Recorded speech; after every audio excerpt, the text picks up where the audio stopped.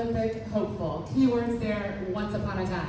I am standing here in front of you decidedly not wearing Team USA gear, not fresh off my return from Italy. But even though I let that go with the Olympic dream long ago, I did not let go of figure skating, which is what I want to talk to you about today. So an important prelude. A few weeks ago, the skating community of St. Louis lost one of our own in a tragic shooting. Some of you may have heard of this. Sam Linehan, who's pictured there on the far right, was a beloved skating coach and teammate, and this was the final pose of our competitive program a couple of years ago. All the joy and the triumph and emotion that that holds. So the skating club, pictured here, gathered in a small church basement the night after Sam's passing. Sorry, to grieve and to mourn and to ask why.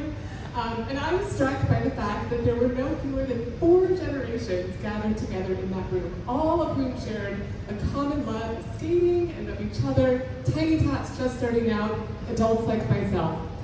Skating is a sport for the young and for the old and for everyone in between, and Sam knew that and Sam loved that. The alternate text suggested in PowerPoint when I put this photo in was a table of medals and meals. And I couldn't think of something more fitting to talk about my lifelong pursuit of this sport, that skating has been as necessary to my growth as a nourishing meal.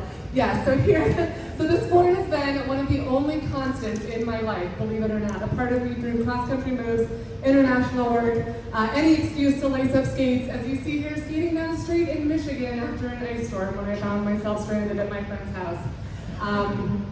At certain seasons of my life, this is what has held me up. And I didn't hang up my skates when I moved across the country to California. Why would I when I can skate outside, but on a beach with the ocean in the background? I work in theater, which is a transient and sometimes erratic profession. Skating has been that constant. It's been the thing that teaches me how to be persistent, how to stick to a goal, how to get back up when I fall down.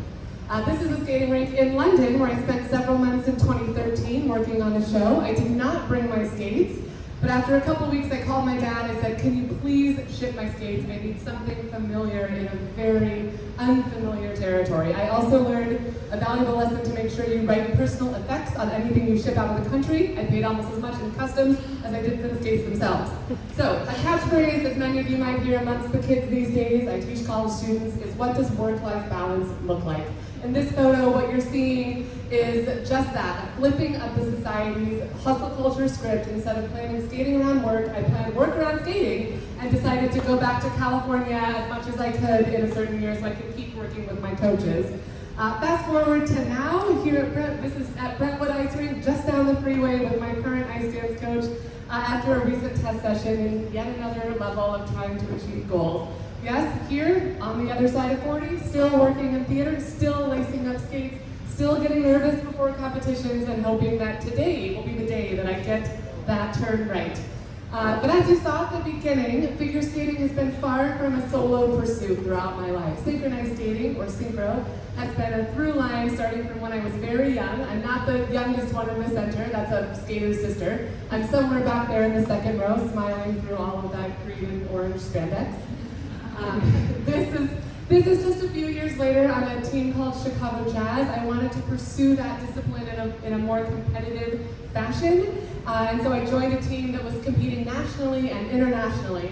Synchro, for those of you that don't know, is a team sport in which anywhere from 8 to 16 skaters skate all at the same time, forming geometric shapes in addition to the jumps and the spins and the lifts that you see on TV. Yes, this is a photo of an empty ice rink in a Zamboni. This was the Nationals in Rhode Island in 2020. I was apparently so caught up in the competition at the moment, I literally didn't take a single photo. This is the only one that I could find. I was living in New York at the time. I was skating on a team called Gotham City Synchro, and as you know, in 2020, things were about to get very, very scary.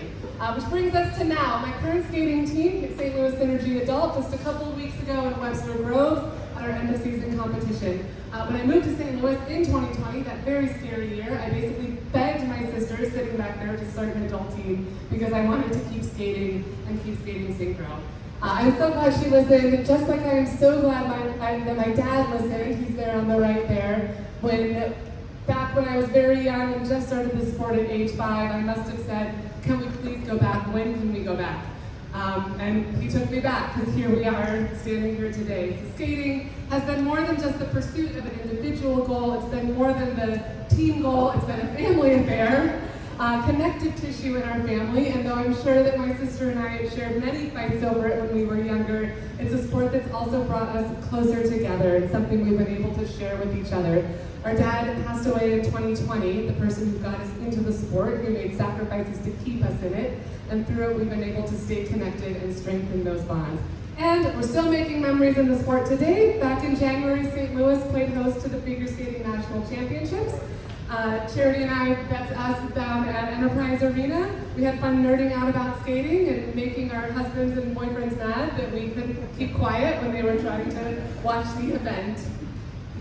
And it's not just an upward and lateral thing. We're introducing my nephew, my sister's son, to this wonderful sport as well. So whether he chooses to seriously pick up skates and keep going, and my sister's probably hoping for not, she sees dollar signs flying away as she looks at this photo. I'm so happy that he's experiencing early on all of the tried and true joys of standing back up after you fall down. Yet another photo of me at yet another ice rink with my wonderful boyfriend of over 5 years. We met literally on the ice.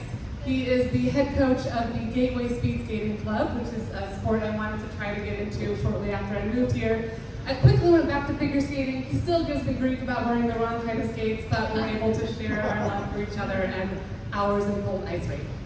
So, back to the Olympics. This was just a few weeks ago. My 4-year-old nephew drew this lovely rendition of the Olympic rings. Almost every night he would say, "Let's watch the Olympics. Can we watch the Olympics?" And what I was so proud of is after our exhibition just a couple of weeks ago, my sister said, "Did you have fun watching my teams?" And he said, "Well, I mostly watched Auntie Vanjie." So job well done.